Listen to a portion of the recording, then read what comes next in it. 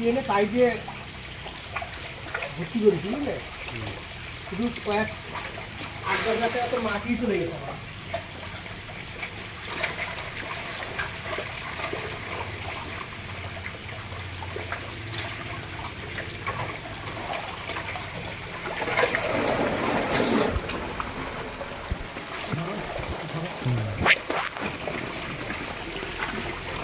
ওই গামলায় ফেলো, গামলায় রাখো।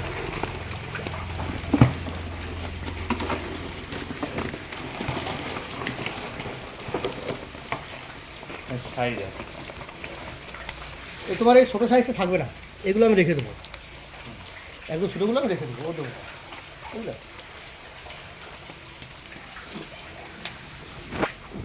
ছোট ছোটগুলো হ্যাঁ, ওই ছোটোগুলো আমি রেখে দেবো। ওগুলো মেয়ে নাকি?